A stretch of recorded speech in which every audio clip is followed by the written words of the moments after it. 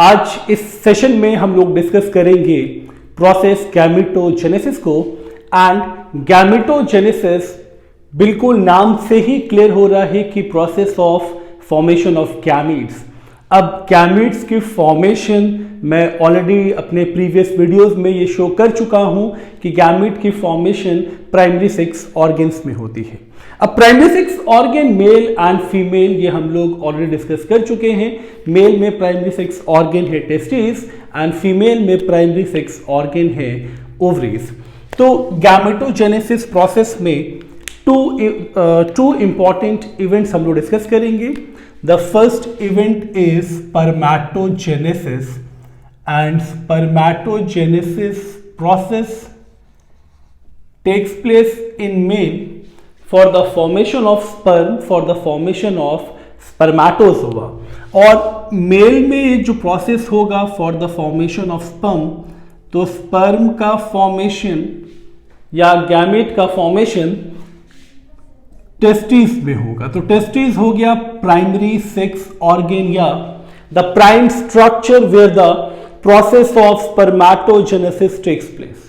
Okay, similarly female में ये process है oogenesis एंड oogenesis प्रोसेस के थ्रू फीमेल में प्रोडक्शन होगा ओवा का, एंड ओवा का प्रोडक्शन करता है primary sex organ of female that is ovaries.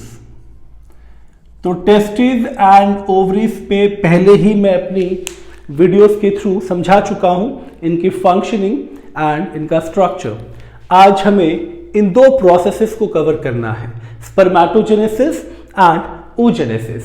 And दोनों प्रोसेस क्यों इंपॉर्टेंट है, क्योंकि आप जानते हैं जिस इंडिविजुअल में इस प्रोसेस का फॉर्मेशन नहीं होगा या ये प्रोसेस नहीं होगा, स्पर्मेटोजेनेसिस अगर मेल में नहीं होगा या oogenesis अगर फीमेल में नहीं होगा, तो उस कंडीशन में इंडिविजुअल को हम स्ट्राइल इंडिविजुअल बोलते हैं। स्ट्राइल मतलब वो कंडीशन जिसमें कंप्लीट एब्सेंस ऑफ गैमीट हो जाता है। बात समझ में आ रही होगी आपको। तो अब इन दोनों इवेंट्स को हम लोग सीक्वेंस में समझेंगे। तो पहले स्टार्ट करते हैं स्पर्मेटोजेनेसिस को।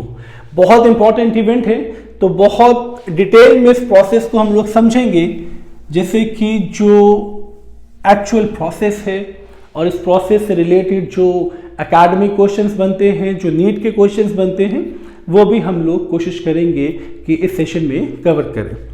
सो स्पर्मेटोजेनेसिस प्रोसेस से एक चीज तो समझ में आ गई आपको कि formation of sperm, formation of spermatozoa की बात हो रही है। ये प्रोसेस होता कहां है? ये प्रोसेस होता है टेस्टिस के टेस्टिकुलर लोब्यूल में।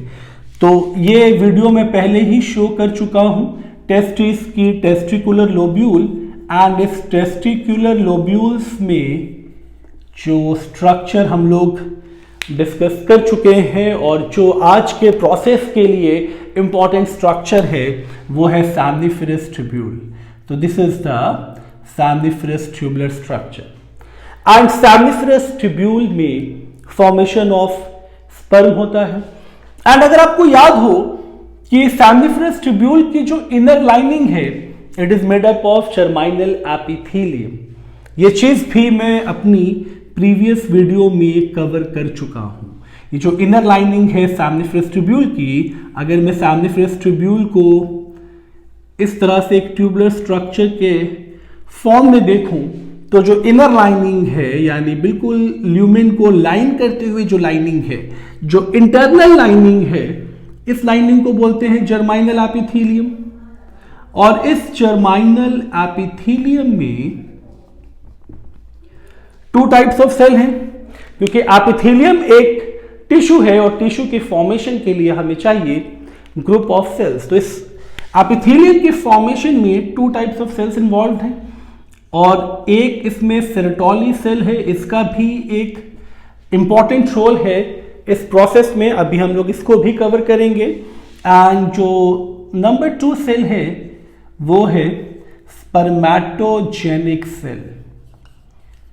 एंड जब मैं टेस्टिस का स्ट्रक्चर एक्सप्लेन कर रहा था, तो मैं टेस्टिस के स्ट्रक्चर में ये चीज ऑलरेडी कवर कर चुका हूं। जिन लोगों ने मेरी प्रीवियस वीडियो देखी है उन्हें ये चीज पता होगी, जिन्होंने नहीं देखी है मैं लिंक डिस्क्रिप्शन में दे दूंगा। एक बार आप टेस्टिस के इंटरनल स्ट्रक्चर को समझ लेंगे तो आपको सेमनिफरस ट्यूब्यूल, उसकी इनर लाइनिंग, जर्माइनल एपिथेलियम एंड इस एपिथेलियम के कंपोजिशन में जो सेल इन्वॉल्व है उनका भी आप एक आइडिया ले लेंगे। अब प्रोसेस स्टार्ट हुआ था सेमनिफरस ट्यूब्यूल में। सेमनिफरस ट्यूब्यूल से सबसे इंपॉर्टेंट चीज हमें जो पिक करनी है वो है जर्माइनल एपिथेलियम, क्योंकि जर्माइनल एपिथेलियम में ये जो 2 टाइप ऑफ सेल हैं, इसी सेल को हम इन्वॉल्व करेंगे प्रोसेस ऑफ स्पर्मेटोजेनेसिस में। तो प्रोसेस स्पर्मेटोजेनेसिस का takes place in seminiferous tubule of testes. It takes place in seminiferous tubule of testes. अब seminiferous tubule में ये प्रोसेस होगा, ये चीज ऑलरेडी मैं ऑलरेडी ये चीज बता चुका हूं आपको। और seminiferous tubule में भी जो एग्जैक्ट लोकेशन है ये आपको 100% पता होना चाहिए। Exact location is inner lining of seminiferous tubule, because inner lining is made up of germinal epithelium. तो जर्माइनल एपिथेलियम आपको डेफिनेटली कवर करना है। ओके, अब इस प्रोसेस को समझने के लिए आपको 3 स्टेजेस याद रखनी है, यानी स्पर्मेटोजेनेसिस जो प्रोसेस है वो 3 स्टेजेस में कंप्लीट होगा। तो वो जो 3 स्टेजेस हैं इसमें फर्स्ट है स्पर्मेटोसाइटोजेनेसिस, नंबर 2 है meiosis and number 3 spermiogenesis. Okay, तो अब इस प्रोसेस के थ्रू, यानी इन तीनों प्रोसेसेस के थ्रू हम स्पर्मेटोजेनेसिस कवर करने वाले हैं। अब इन तीनों प्रोसेसेस में एक चीज आपको दिख रही होगी कि यहां पे साइटोजेनेसिस मतलब सेल की फॉर्मेशन की बात हो रही है, and meiosis itself a mode of cell division. तो फर्स्ट 2 जो प्रोसेसेस आप देख रहे हैं, spermatocytogenesis and meiosis, these 2 processes includes cell division. तो यहां पे सेल डिवीजन होगा। तो पहले दोनों प्रोसेसेस में सेल डिवीजन होगा। स्पर्मियोजेनेसिस में सेल डिवीजन तो नहीं होगा, बट यहां पे हमें एक चीज का ध्यान रखना है कि यहां पे सेल के डिवीजन के बाद जो रिजल्टेंट सेल्स होंगे उनका मेटामॉर्फोसिस होगा।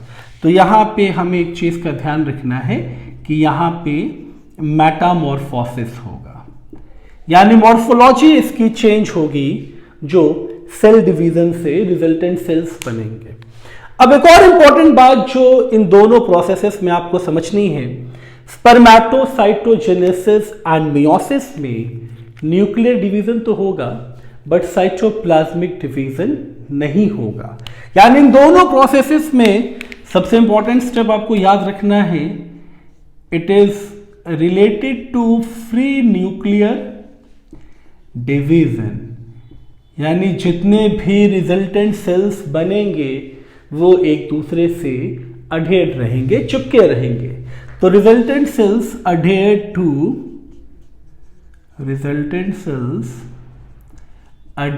To each other.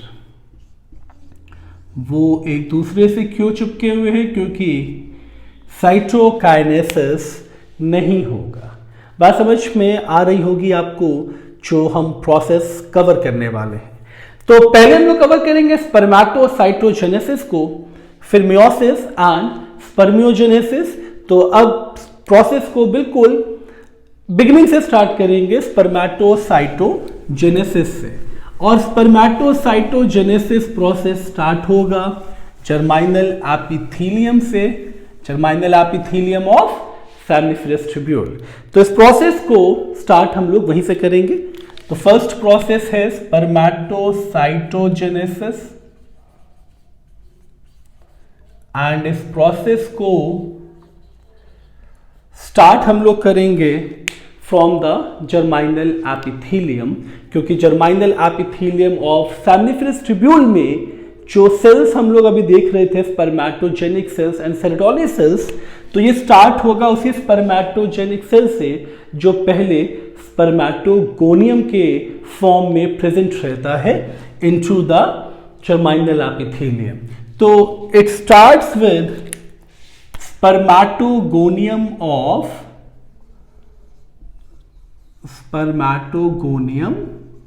of germinal epithelium। Germinal epithelium के आगे आप चाहो तो ये भी मेंशन कर सकते हो ऑफ सेमनिफरस ट्यूब्यूल, बट हम लोग कई बार इस चीज को डिस्कस कर चुके हैं तो मैं इस चीज को मेंशन नहीं कर रहा हूं। अब स्पर्मेटोगोनियम में माइटोसिस होगा। जब माइटोसिस होगा तो ये अंडरस्टूड है कि माइटोसिस के बाद यहां माइटोसिस होगा, और माइटोसिस के बाद क्या होगा, क्वांटिटी इंक्रीज होगी।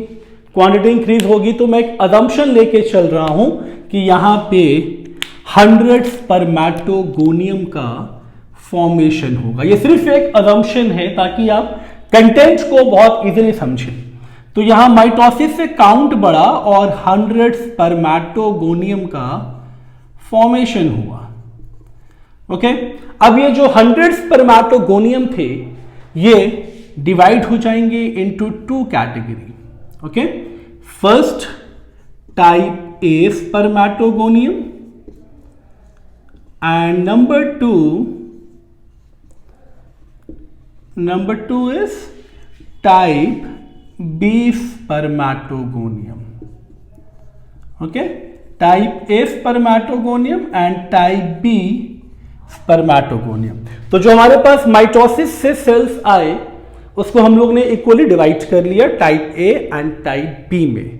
तो जो टाइप ए स्पर्मेटोगोनियम है ये बनेगा स्टेम सेल्स। ओके, और जो टाइप बी है वो बनेगा प्रोजेनिटर सेल्स। तो type A and type B का डिफरेंशिएशन भी क्लियर हो चुका है आपको।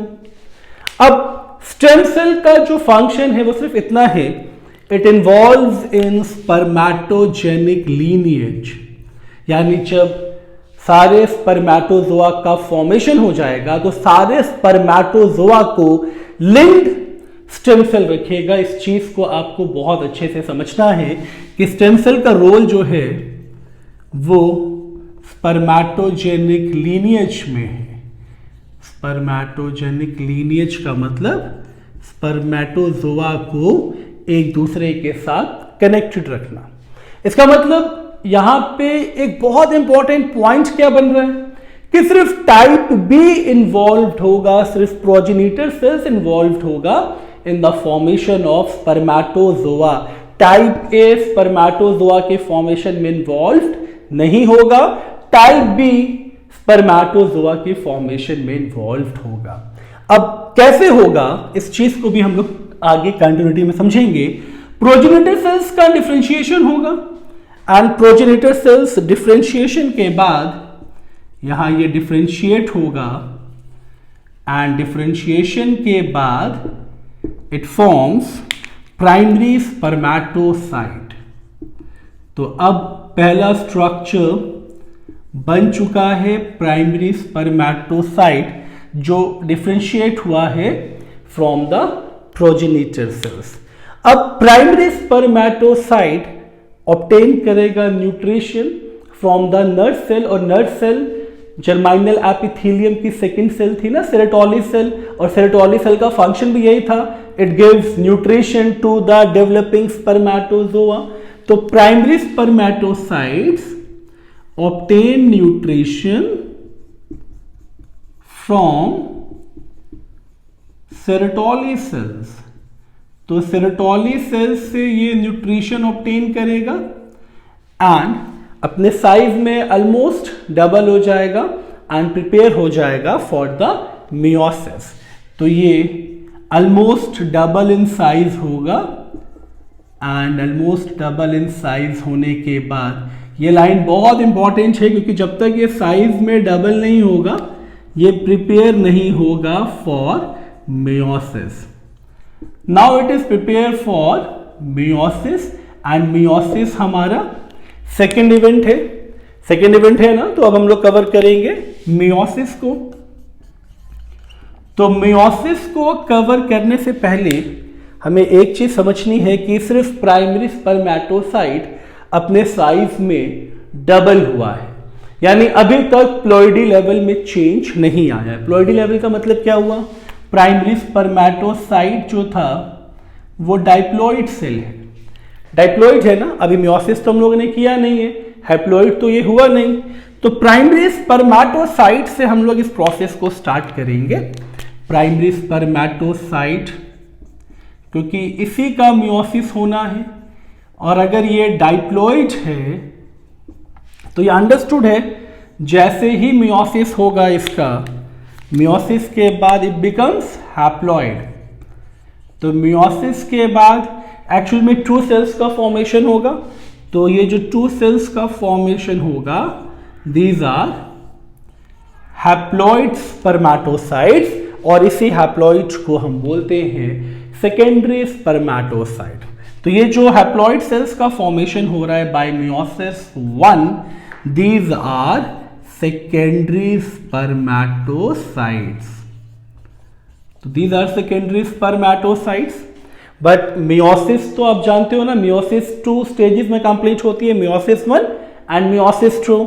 तो जैसे मेयोसिस 2 होगा तो मेयोसिस 2 से फॉर्मेशन होगा टेट्राड का, यानी 4 सेल्स का फॉर्मेशन होगा, एंड इन 4 सेल्स को स्पर्मेटिड्स बोला जाता है। तो दीज 4 सेल्स आर स्पर्मेटिड्स, क्योंकि इन स्पर्मेटिड्स का स्ट्रक्चर कैसा बनेगा इसे आप देखिए, ये बिल्कुल इस तरह से 4 स्पर्मेटिड्स का फॉर्मेशन करेगा। तो बहुत सिंपल सा स्टेप था। मेयोसिस 1 हुआ तो secondary spermatocyte which is haploid, ये चीज आपको समझना है बहुत अच्छे से। This is haploid structure.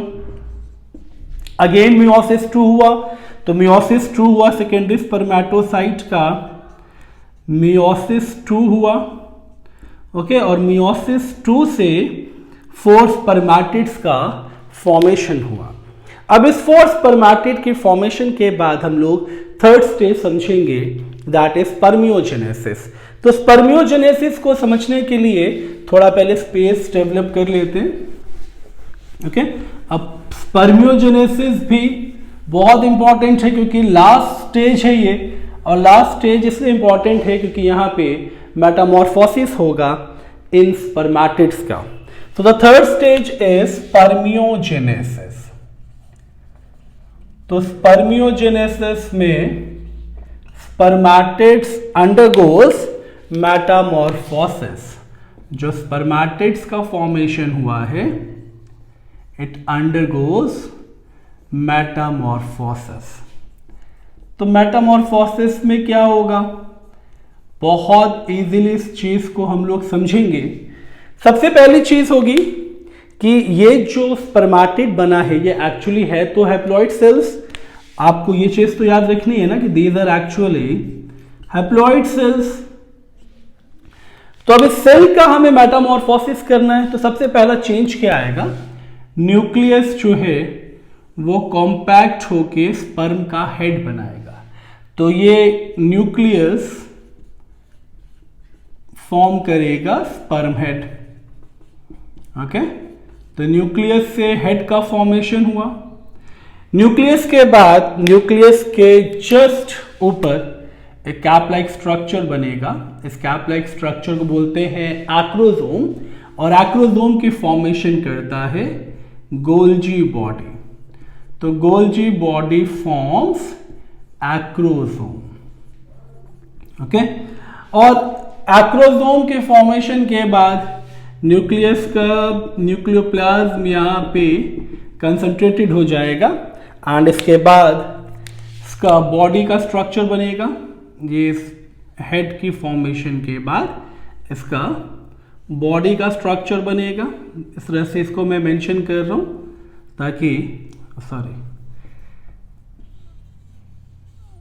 Okay तो ये जो पूरा इसका बॉडी पार्ट है ये इसका माइटोकॉन्ड्रियल पार्ट है। तो थर्ड कंपोनेंट, ये first nucleus, second Golgi body and the third component is the body body is formed by mitochondria. तो mitochondria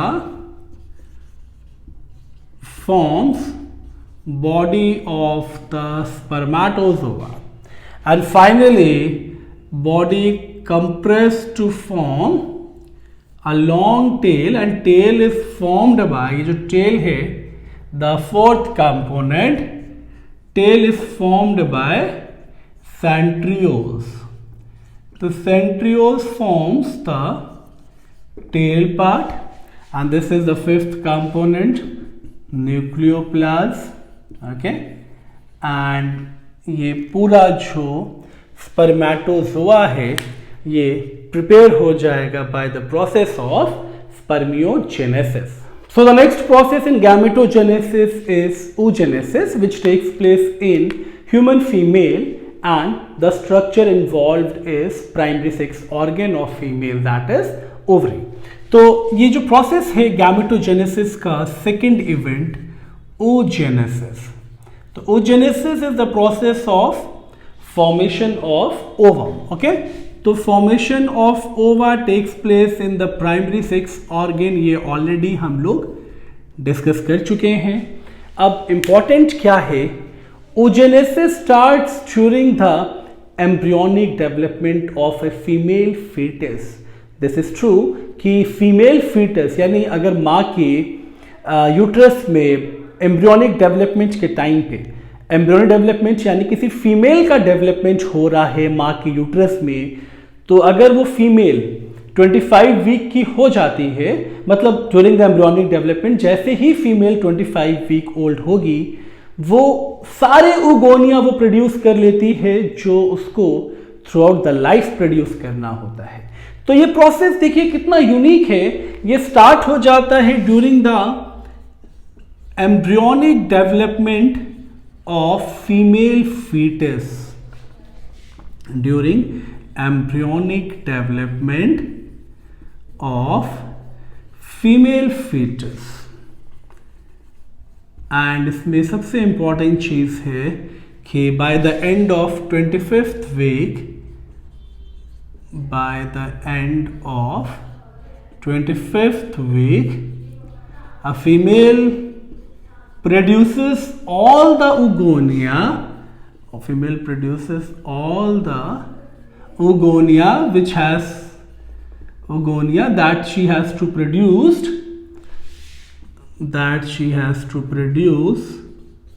during her lifetime. During her lifetime. चलिए अब इस इवेंट को स्टार्ट करते हैं इनसाइड द ओवरी. दोबारा चलते हैं. आपको याद होगा अगर आपने मेरी वीडियो देखी है स्ट्रक्चर ऑफ ओवरी, तो ओवरी में primary, secondary and tertiary follicles हम लोग डिस्कस कर चुके हैं, which ultimately leads to Graafian follicle. And primary follicle के अंदर जो सेल था वो था प्राइमरी ओसाइट. तो कैसे फॉर्मेशन होगा ओवा का वो हम लोग अब डिस्कस करेंगे. It's a very important event. तो स्टार्ट करते हैं इसको बहुत अच्छे से सिक्वेंटियल मैनर में ताकि कोई भी डाउट रहे ना दिमाग में. ओके, तो मैं बहुत सिंपल सी चीज कवर कर रहा हूं. सपोज ये एक ओवरी का स्ट्रक्चर है और इस ओवरी में ये ओगोनियल सेल्स है.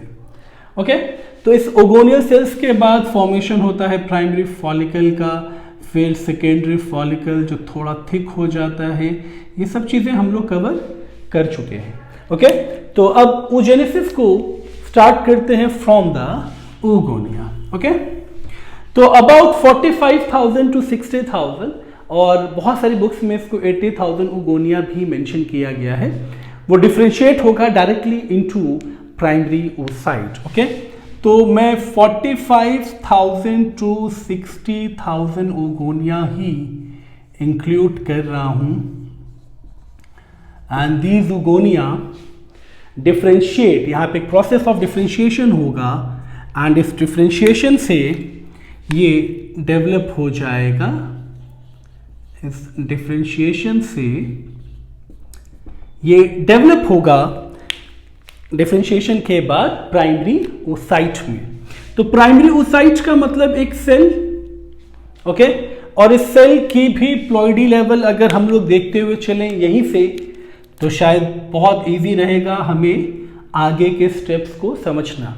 तो प्लॉइडी लेवल क्या होगा, ये डाइप्लॉइड सेल है, तो ये डाइप्लॉइड सेल होगा, एंड ये डाइप्लॉइड सेल कौन सा है, प्राइमरी oocyte, ओके। तो डिफरेंशिएशन के बाद प्राइमरी oocytes बने। अब प्राइमरी oocyte का जो रोल है यहां पे, ये आपको समझना है। तो प्राइमरी oocyte डायरेक्टली अब मियोसिस 1 के लिए प्रोसीड करेगा। तो ये प्राइमरी oocyte मियोसिस 1 के लिए प्रोसीड करेगा, ठीक है। बट सबसे इंपॉर्टेंट चीज आपको यहां पे समझनी है, ये मियोसिस 1 में एंटर तो करेगा, बट सिर्फ और सिर्फ मियोसिस 1 का जो फर्स्ट फेज है, दैट इज प्रोफेज, उस प्रोफेज के डाइप्लोटीन स्टेज तक ही कवर कर पाएगा। उसके बाद ये टेम्पोरली सस्पेंड हो जाएगा। ये सस्पेंड क्यों होगा उसको भी हम लोग अभी डिस्कस करेंगे। तो मियोसिस 1 स्टार्ट तो होगा, बट मियोसिस 1 अप टू डाइप्लोटीन रहेगा। ये चीज बहुत इंपॉर्टेंट है, क्योंकि मियोसिस 1 कंप्लीट यहां अभी नहीं हुआ है। तो ये अप टू डाइप्लोटीन रहेगा, उसके बाद टेम्पोरली सस्पेंडेड हो जाएगा। तो टेम्पोरली सस्पेंड क्यों हुआ, इस चीज को हम लोग डिस्कस करेंगे। सस्पेंड इसलिए हुआ ये क्योंकि अब होगा क्या, इस प्राइमरी oocyte के ऊपर एक कवरिंग आएगी, और वो कवरिंग आएगी फॉलिकुलर सेल्स की, और उस फॉलिकुलर सेल्स को प्राइमरी फॉलिकल बोला जाता है, ओके। तो प्राइमरी oocyte इस मियोसिस 1 के टेम्पोरली सस्पेंड होने के बाद primary oocyte is surrounded by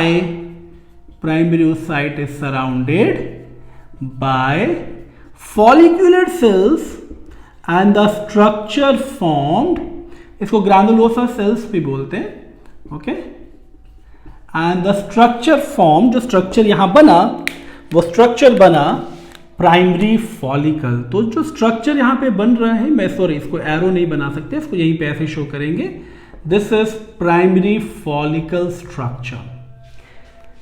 उसके बाद हुआ क्या, प्राइमरी फॉलिकल के बनने के जस्ट बाद ये कवरिंग दोबारा ब्रेक हो जाएगी, टूट जाएगी। यानी इस चीज को मैं ऐसे शो करूंगा कि oocyte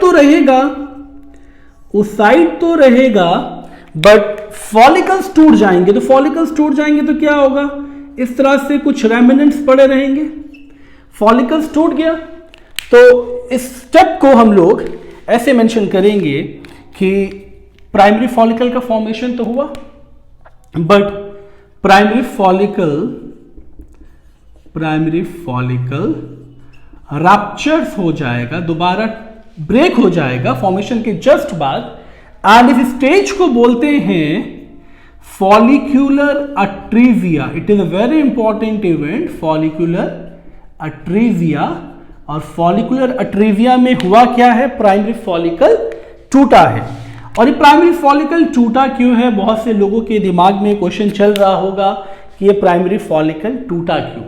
ये एक्चुअली इसलिए ब्रेक हुआ क्योंकि बर्थ से पुबर्टी तक फीमेल में फैगोसिटिक एक्टिविटी चलती रहती है। तो इट रप्चर्स ड्यू टू, मैं इसको यहां मेंशन कर रहा हूं बिकॉज मुझे ये पोर्शन भी अभी कवर करना है।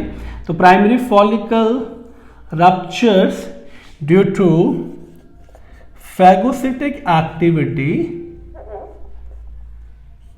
okay, due to phagocytic activity from birth to puberty. So birth to puberty तक ये फैगोसिटिक एक्टिविटी जो है ये चलती रहती है, जिससे कि ये फॉलिकल टूट जाता है और फॉलिकुलर अट्रीजिया स्टेज बनती है। बट अब दोबारा फॉलिकल्स बनेंगे, और इस टाइम जब फॉलिकल्स बनेंगे तो एक चीज को बहुत ध्यान से आपको समझना है। इस बार जो फॉलिकल्स बनेंगे प्राइमरी oocyte को कवर करने के लिए, देखिए अभी भी प्राइमरी oocyte ही रहेगा, और इस प्राइमरी oocyte के ऊपर एक थिक कवरिंग की फॉर्मेशन होगी। तो इस तरह से एक थिक लेयर बनेगी। मैं थोड़ा इसको और थिक कर रहा हूं, ओके। और जैसे इस थिक लेयर का फॉर्मेशन होगा, अब ये स्ट्रक्चर बन जाएगा सेकेंडरी फॉलिकल। तो ये जो स्ट्रक्चर है this is known as secondary follicle. और सेकेंडरी फॉलिकल के लिए हुआ क्या है कि oocyte, यहां पे क्या हुआ है, प्राइमरी जो oocyte है, इसको ऐसे समझ लेते हैं, मैं P मेंशन कर रहा हूं for the primary oocyte surrounds by more layer of follicular cells. और ज्यादा लेयर आ गई हैं फॉलिकुलर सेल्स की, ठीक है। और इस फॉलिकुलर सेल्स की जब बहुत सारी लेयर आएंगी, मल्टी लेयर स्ट्रक्चर हो चुका है ये, इस मल्टी लेयर स्ट्रक्चर को हम बोलते हैं थैका, ठीक है। तो ये चीज भी मैं मेंशन कर रहा हूं, इस मल्टी लेयर स्ट्रक्चर को हम बोलते हैं थैका। अब सेकेंडरी फॉलिकल तो हमारे पास है ही। अब इस सेकेंडरी फॉलिकल के बाद होगा क्या, मैं यहीं से स्टार्ट करूंगा। सेकेंडरी फॉलिकल हमारे पास है, यानी ये स्ट्रक्चर हम बना चुके थे सेकेंडरी फॉलिकल, और इसके ऊपर एक थिक कवरिंग बन जाएगी, ओके। यहां पे हम लोगों ने एक थिक कवरिंग बना के इसको थैका की फॉर्म में डेवलप कर लिया, यानी ये मल्टी लेयर्ड स्ट्रक्चर हो चुका है। तो इसको हम थैका से ही स्टार्ट करेंगे। तो थैका के जस्ट बाद क्या होगा, सेकेंडरी फॉलिकल के जस्ट बाद क्या होगा, ये स्ट्रक्चर सेकेंडरी फॉलिकल का है ना, तो सेकेंडरी फॉलिकल के जस्ट बाद क्या होगा, प्राइमरी oocyte तो रहेगा फिर as it is, primary oocyte में कोई चेंज नहीं आएगा, ओके। और फॉलिकल्स की भी covering as it is thick रहेगी। तो थिक कवरिंग भी हम लोग बना लें, मल्टी लेयर तो बना ही लेंगे हम लोग। तो इस तरह से मल्टी लेयर स्ट्रक्चर का फॉर्मेशन होगा, और जैसे ही मल्टी लेयर स्ट्रक्चर का फॉर्मेशन होगा, यहां पे हम लोग को बहुत अच्छे से समझना है इस पॉइंट को। तो इस मल्टी लेयर फॉर्मेशन के बाद, थैका के फॉर्मेशन के बाद एक कैविटी डेवलप होगी between oocyte and the follicle sales. इस चीज को ऐसे समझना है आपको, ये oocyte को हम लोग यहां थोड़ा सा छोटा कर लेंगे ताकि चीजें बहुत अच्छे से समझ में आए, ठीक है। तो यहां हम लोगों ने छोटा सा oocyte बना लिया है, ओके। और उसके बाद एक कैविटी डेवलप होगी। इस कैविटी को मैं मार्क कर रहा हूं विद द रेड मार्कर, और ये कैविटी जो है, this cavity is known as antrum. तो जैसे ही एंट्रम का फॉर्मेशन होगा, ये स्ट्रक्चर बन जाएगा टर्शरी फॉलिकल, ओके। तो टर्शरी फॉलिकल के लिए कौन सा चेंज आया है, चेंज आया है एक, तो सिर्फ एक चेंज ही आपको मेंशन करना है, दैट इज फॉर्मेशन ऑफ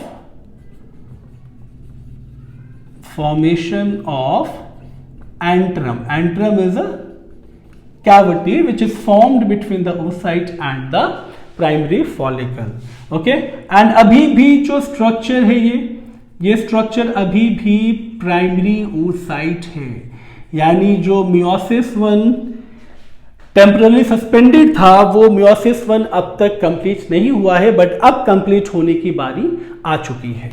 जैसे टर्शरी फॉलिकल के एंट्रम का फॉर्मेशन होगा, अब थैका डिफरेंशिएट हो जाएगा इनटू एक्सटर्नल थैका एंड इंटरनल थैका।